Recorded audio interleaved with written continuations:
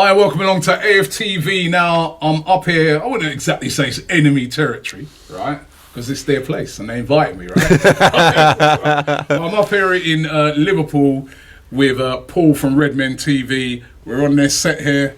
You know what, I didn't even have an Arsenal top to bring me, but I'm wearing a badge here. You can see he's got a massive smile on his face right now. We're going to get stuck into the game in a minute. First of all, don't forget, this show is sponsored by Quiff, the betting app. Now, not too sure if this is a wise move I've made here, right? But for the game on Saturday, I put a bet down, Liverpool versus Arsenal. I've gone Arsenal win. I put a tenner down. And just to show you how mad the betting is at the moment, I get back 57 quid, £57.50. That is how unlikely that Arsenal are going to win this game. To be fair, we haven't won here for a very long time either, even pre what Liverpool have been doing this season. But Liverpool unbeaten this season. Unai Emery even saying this week that he thinks there's a possibility that you could go the whole season unbeaten. Now, is that possible? I mean, look, I'm going a bit Dejan Lovren here. Of course it's possible.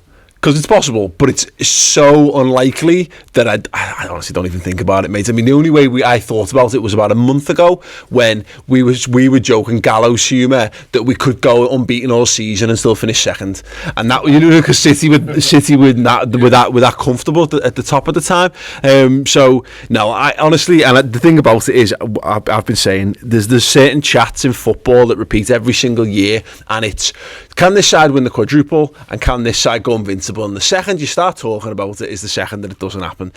So no, Liverpool are going to lose a game of football. I would just prefer it not to be used, because inevitably all the Arsenal fans who've been hearing the little murmurs of this invincible stuff for a few weeks have all been ready, knives out, ready to stick them into the people going, you can't be the invincibles. You know, there'll be all the Colo Touré gifts going round and all that kind of stuff. Like, so no, I don't think so. We're not coming up here with a lot of confidence, because, you know, we've got a lot. And we did the video on your channel as well, and I was saying that, you know, at the moment Arsenal, lots of problems in defence, lots of injuries. Basically, we're playing a makeshift defence in every single game, and it's showing. You know, we're making a lot of defensive errors. On the other hand, though, Liverpool, the big difference this season from what I can see, and I don't know if you can confirm this, is that the defence now is solid, and is one guy seems to be really responsible for that, as Virgil van Dijk. Yeah, I think, look, he takes the lion's share of responsibility, I think, because he's fantastic. I haven't seen, since the pomp of like Sammy Hippier in the mid-noughties, I haven't seen a centre half anywhere near that good. And I think he's better than Hippier, if I'm honest. You're going back to then 80s Liverpool, you're talking Hansen and Lawrenson and all that kind of stuff. He's fantastic. It's a bit, I mean, if you delve a little deeper into it, Liverpool's defence actually started to turn around a little bit earlier in the season, but about a month, 6 weeks or so before, I think Van Dijk came in. So a lot of it is tactical, a lot of it is organisation, but having someone who's that good, having someone who's dominant in the air, who's composed with the ball at his feet, who's got a great range of pass, he's the complete package. He's the complete footballer. He could play as well. Yeah, look, he could play in the midfield, and he'd be one of the best midfielders in footy as well. He's that good. So no, where he's really improved us, I think, is teams that used to bully us were teams that played big, barely target men and big centre forwards, and we've struggled with that for 10 years or more, and Van Dijk kind of nullified that a little bit, whereas I think, you know, Lovren's a very capable centre half, and he's out, of course, but Matip is perfectly fine, but he helps coalesce it, he brings the whole thing together. I'm a bit gutted that Joe Gomez isn't available for this one. You were saying on over on our Good channel player, about Rob Holden, you know, very, very talented young lad, and I think particularly with Aubameyang and the pace, and obviously Lacazette as well, I do feel more confident having Gomez there, because I think, again, he's a more complete centre half. But if he's in for a real battle, I think Dejan Lovren will have a good game as well. So who do you think, would it be Lovren or Matip? Oh, Matip's out. So Matip's out until the end of January. He broke his collarbone, and with literally the last touch of the game against Napoli in the Champions League. So he's out till February. Gomez is out till February. So we've only got two fit centre halves at the moment in Van Dijk and Lovren. There's a possibility we could put a Fabinho in there. There's a couple of kids who are there or thereabouts. There's a 16-year-old Dutch lad who we've not seen anything of. We only signed from Ajax last summer, who's been training with the first team, but not even been on the bench involved so far. So no, if they're fit and we need them to be fit, it's slim pickings, but it'll be Lovren and Van Dijk, all things being equal. Midfield, Fabinho starting to shape up now. I know at the start a couple of my Liverpool mates were saying that he's looking a little, but he's sort of fitted in now, isn't he? People fall into that trap. I think we learned a lesson from Oxlade-Chamberlain last year that we bought him, and I remember speaking to you and a couple of your guys from the channel, and everyone was like, good player, but I wouldn't expect any of the world from him and what have you. It took him a few months to settle in, to find his feet, and then look at the back end of the season. He had scored the Champions League goal of the season. I think it was voted against Man City. So it took time to integrate, and we're seeing that with Fabinho now. Wasn't even near the first team for the first 6 weeks, 2 months of the season, and he's been getting drip fed into the point now where we're starting to see really impressive performances, and we saw them against Belgrade, Red Star Belgrade and Cardiff initially, fine, but he should be better than those guys. We're now starting to see it against stronger opposition, and for me, he's the one. I don't think it's a fair straight comparison, but you think about I think he's slightly more defensive minded than a Patrick Vieira was, or than a Yaya Toure was, but he's got that, he's rangy, he's tall, he's good in possession, he likes driving forward with the ball, he likes to dink balls over the top, and he actually scored from a header, albeit a fairly easy one at the weekend. He could be a complete midfielder. He was terrible at the Emirates, so hopefully he starts to play a bit more like we've seen him in the last couple of weeks in this game. Keita's out, right? Is he? No, Keita should be there or thereabouts. He was on the bench against Newcastle, so it wouldn't shock me to see Keita at all come in. We did this against the other week. We played Man United. We played Napoli and Man United in the week, and we kept Fabinho fresh for one and not for the other. So it wouldn't shock me to see maybe Shaqiri and Henderson or Wijnaldum drop out for this, and Fabinho and Keita could well come in. Okay, and then up front, we know it's going to be that front three. Now, there's one player playing there, right? For me, he shouldn't be playing, and that's Salah. Right, because he the dive in the last game. Come on, he should have been suspended for that, shouldn't he? No, retrospectively, right? In similar ones that, in the past. The player has been suspended. What you mean to say is you'd have loved him to be suspended. Well, you're damn right. I would have loved him to be suspended. I've seen, but he should have been suspended as well. I'm not saying no, because he dived it. Was the contact? No, of course there was. What, for him to dive down like that? It doesn't matter. There's contact. No. It doesn't matter. I'm not going to sit here and say that he was snapped in the box. No. I'm not. I'm not going to do that at all. But there's a lot of people saying VAR. He gets that with VAR. All. Did you see how many terrible penalties were given at the World Cup because of VAR? There was contact. You're still sitting there. You didn't fall off of the bench and onto the floor, did you? But are you not denying me my opportunity to talk? If you push me this way, Rob, you'll be like, cut. I'd be saying, cut. I've made a tit of myself. You're good. No, you should work for the FA. If Aubameyang did that, you'd be like, well, he's a striker. He's in the box. He's got in touch. He goes down. Look, I'm not going to sit here and debate the merits of the lack of physicality in football these days, because that's not on me to decide what is and what isn't. To be fair, in our last game, Torreira dived. All right, interesting. Thanks, Rob. And I would have been, I'm glad that he's going to be starting. Exactly. I'd have been. Can we just have the conversation then about how Torreira shouldn't be playing in this game? No. Yeah, exactly. Because on my channel, this one. But he's back though, isn't he, Salah? He's back on song, isn't he? He never went anywhere, mate, to be fair. At the start of the season, he wasn't quite there, but he's back, isn't he? You could tell. So there was a couple of times when he was changing his shirt. He still had the strapping on his shoulder. Now, obviously he had the shoulder injury caused by Ramos in the final. He then had 2 weeks on a beach and then went straight to the World Cup. And then he went straight from the World Cup, probably had another week on the beach and straight into training, straight into the season. So he wasn't right. I think he's over it now, or at least psychologically. He was wearing the strapping's not there anymore. At least he's been that off. I think as a psychological boost to say you're wearing something, you're admitting weakness.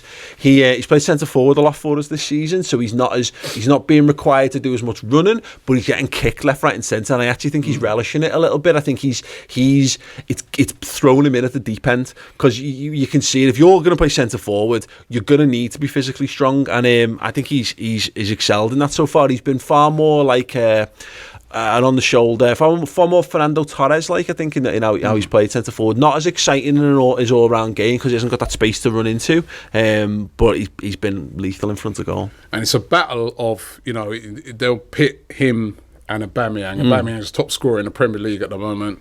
He's been on fire. Lacazette as well. What looking at Arsenal, we got our defensive issues at the moment, but looking at Arsenal, are you worried at all about the game? Yeah. Only in so much as it's one of those games that on paper Liverpool should be sound here. We should, we are. Although we've had our own injury worries and we're not necessarily at absolute perfect full strength and what have you. We judging the injuries you've got, we should be stronger than you guys. However, Aubameyang's amazing, absolutely amazing. He's got 15 in all comps this season. He's class. He's absolutely class, and he's the kind of fella who, as we saw in the first half in the Emirates, particularly, just causes constant problems because he's not a one-trick pony. He's not a sit on the shoulder of the last man and just thrive off balls over the top. He'll go and pick it up. He'll drive it. He'll drift wide if he wants to. He'll find pockets of space to cause problems to people. He's a big game player as well. Yeah, absolutely. Because he's world he class. scored goals in big, like against Tottenham. That world he scored against Tottenham. I mean, he's a big game. Give me the ball in these games. I will step up. So. And look, and Lacazette again. He was one impact he had again. He came off the bench, didn't he, at the Emirates? Fantastic player. That's where your strength lies. My hope is that where your hope, I guess, will lie. And we were talking about it on our build-up show with the lads from RedMen. We used to do this in early Klopp or even early Rodgers, where you would take a big game and you'd build up to this game, so you would engineer a way to get a win, and that's where I think Arsenal's strength lies. You might fashion a particular approach that causes us problems, and if your big game players kick in a big game, you can win or you can cause us big problems. If Liverpool, however, get to play the game their way, then we should be able to have enough overall quality to I've got to ask you this question because I've seen your pain over the years. You've seen my pain, I've seen your pain since you've been doing your channel, but this could be it, isn't it? You're unbeaten. This could be it for Liverpool. I've never felt this. I've been going to Anfield for what, 30 years, near enough, 29, 30 years. I've had a season ticket for the past 6, 7, 8, something like that. Like I've seen a lot of Liverpool. I've seen a lot of disappointing Liverpool, predominantly in that time, particularly obviously the Premier League era.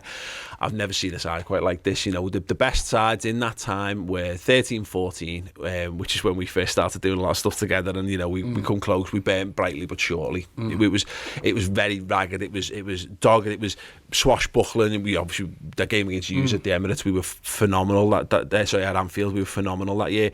08-09, we were great, but this is not.